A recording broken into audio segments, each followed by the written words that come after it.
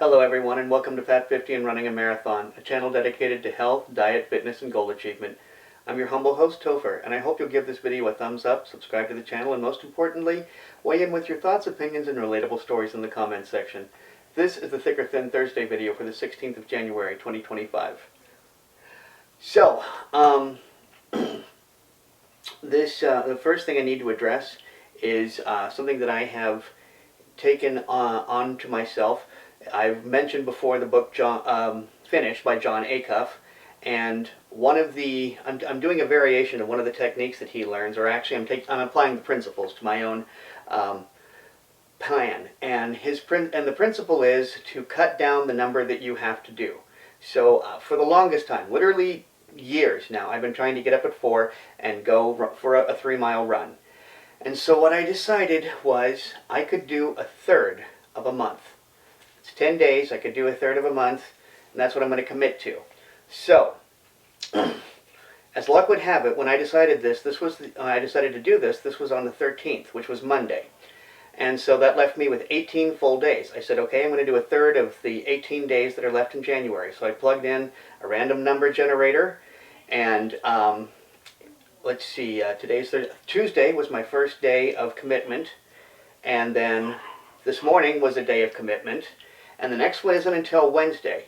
And here's the deal. Despite wanting to get up and go do my routine of those other days, I'm not going to. I'm going to focus on the days that I have committed to.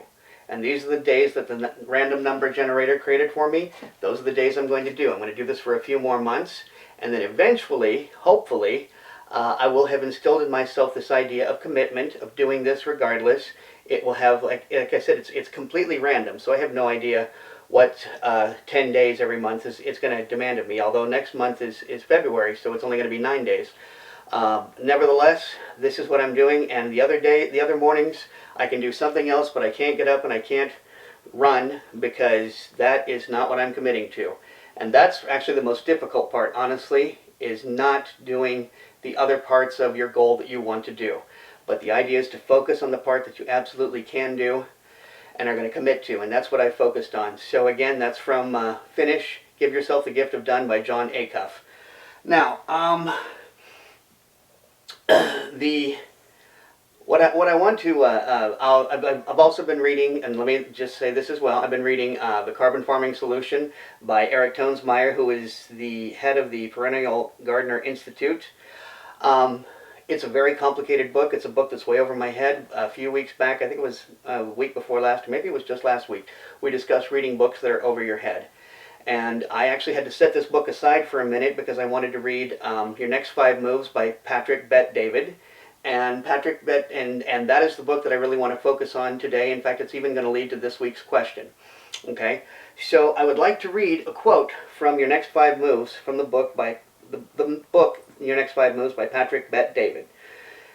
And this quote is, "If someone is winning at a higher level than you are, either lower your expectations to match your work ethic, or increase your work ethic to exceed your expectations. If you do neither, you'll be miserable."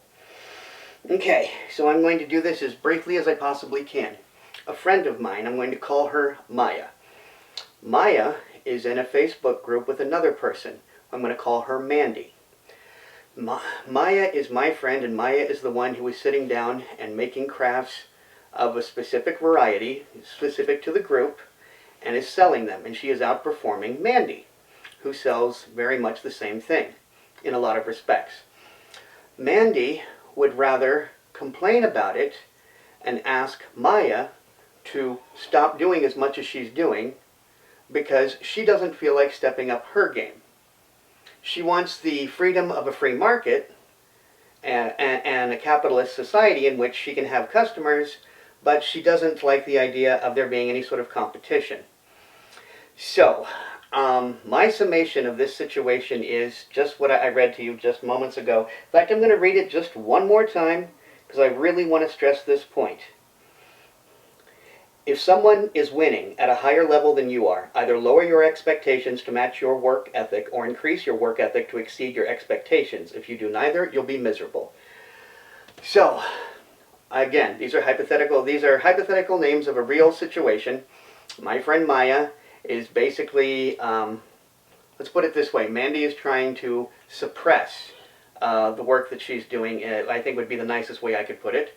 And instead of just saying, hey, maybe I need to do more, maybe I need to do a better job of selling my stuff, making my stuff, whatever it is, she ain't doing it. Instead, she'd rather bring somebody else down.